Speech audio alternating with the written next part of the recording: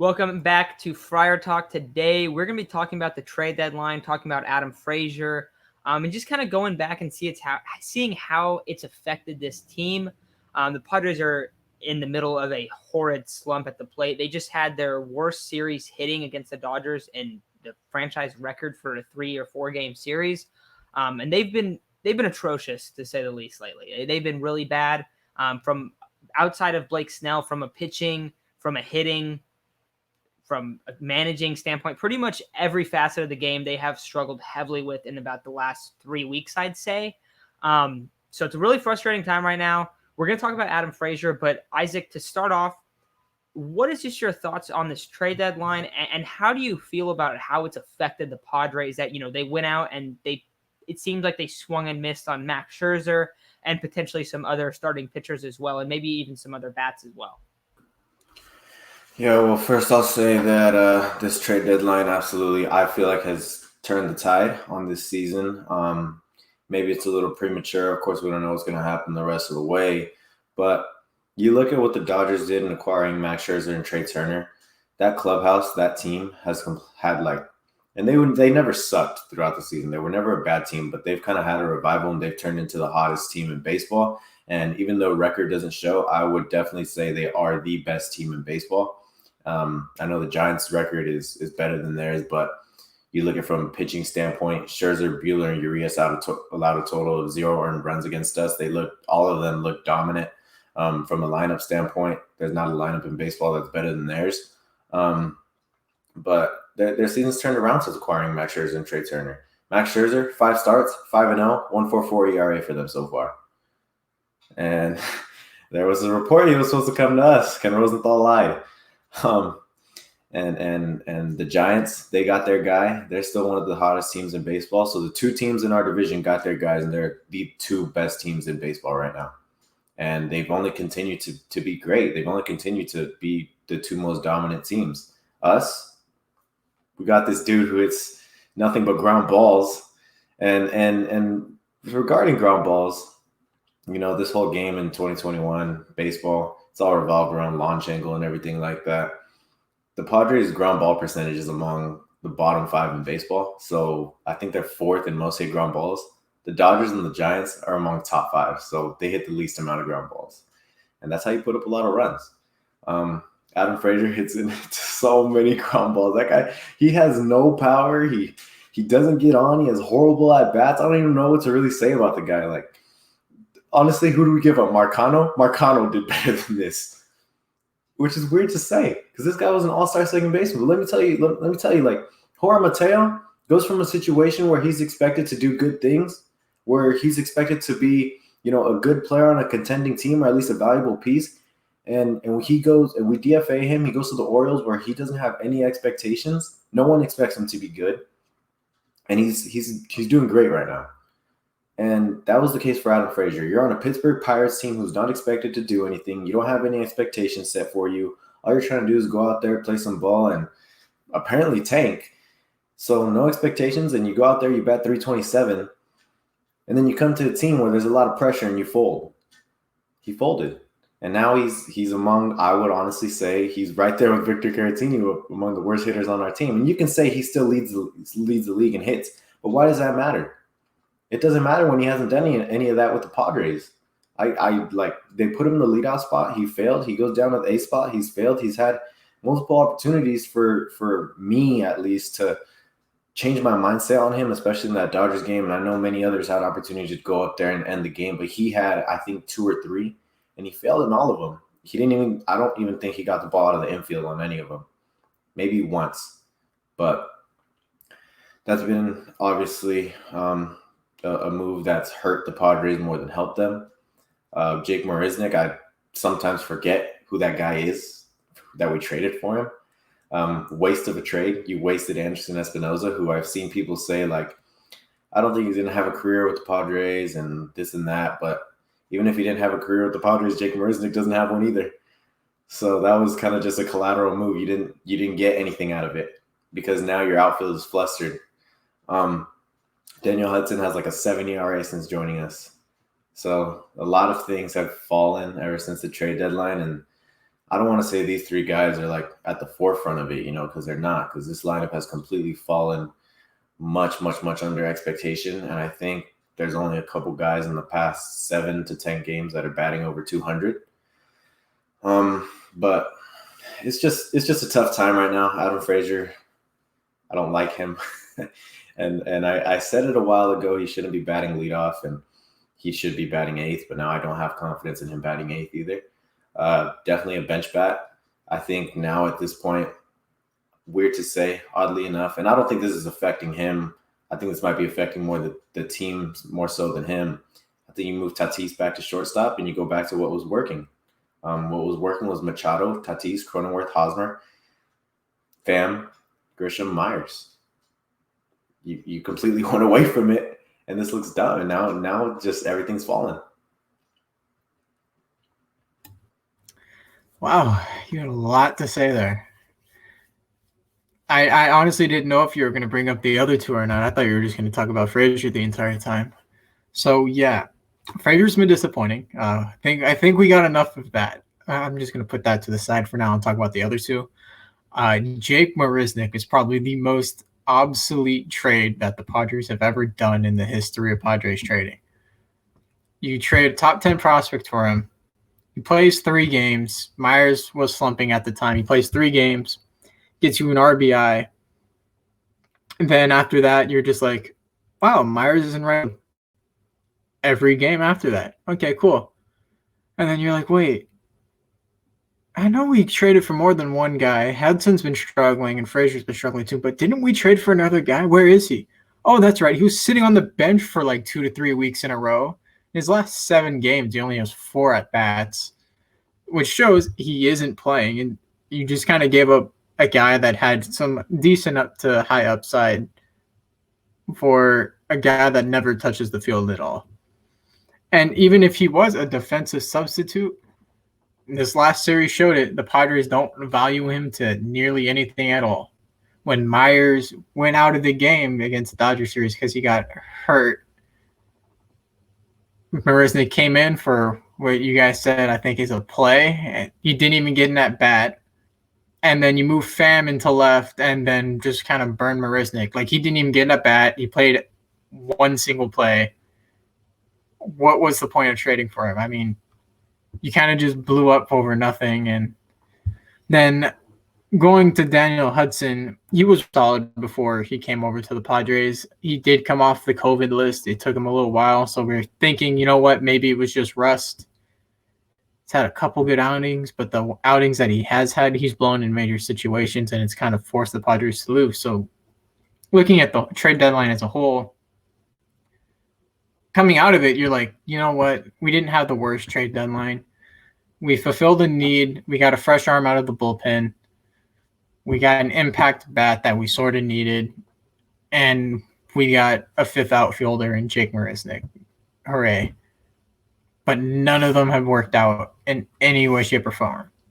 And I think that's where the Padres are currently, lacking at. They have no one to be the spark. Tatis is slumping too. Machado slumping. The only guy that's hitting is Myers, but you don't really see Myers being like the kickstart to the offense. It's just they're stale. The air around the dugout's stale. Tingler's making horrible decisions all over the place. It's been a combination of things from the top down. From the deadline, Preller kind of was forced to make some trades, and he didn't get his guy, so he was kind of settled. And the settles obviously are biting us in the butt, and we can't do anything about it. Hopefully the team turns it around, but yeah, I don't think they're going to. It doesn't feel like there's any improvement really right now in sight. You brought up Adam Frazier. Isaac especially liked to talk about Adam Frazier. I know he's been trying to get that one off his chest. We were actually going to talk about him the other day, but Isaac wasn't able to record, so we had to make sure he was on. But you look at Adam Frazier's numbers. In San Diego, he's hitting 227 with a 272 on base percentage and a 268 slugging percentage. That's a 540 OPS. That is atrocious.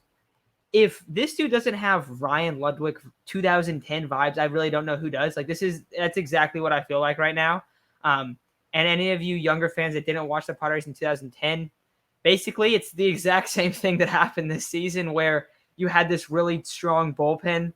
The hitting was pretty good. I mean, this lineup and the talent on this team is extremely better. But they go out and they trade for Ryan Ludwig. It's like, okay, we're going to get this guy. He's going to get us over the hump. A little bit different, very different style player. In Adam Frazier's case, it was like, you know what? We need a guy that can hit and get on base more, that can be a table setter. Well, Ryan Ludwig didn't do his job in 2010. And then Adam Frazier has not done his job this year. I want to say Ryan Ludwig played for the Padres in 2011. Am I right, guys? Because Adam Frazier is going to play next year for the Padres. I'm just hoping. I don't think that Ryan Ludwig looked good in 2011 if he was on the Padres. I don't remember that. So I'm hoping that Adam Frazier does look a lot better next year. But this has been a really, really bad performance. Isaac, you brought up that he still leads the league in hits. I think he still does. But like you said, everything about his game has completely changed since he came to San Diego. One of the biggest things, if you go and you went and looked at his Baseball Savant page, you would see, okay, this guy doesn't have crazy power numbers, doesn't have any hard contact, not like that, not like a lot of other Padres players, but that was fine because the strikeout rate was super, super low. The chase rate, super low. Contact rate, one of the highest in the leagues. And he is swinging and has almost no discipline, and every time he makes contact with the ball, it's a grounder. His ground out to fly out ratio has basically flip-flopped, I think even more to the ground ball side than like the flip-flop would be, like the inverse.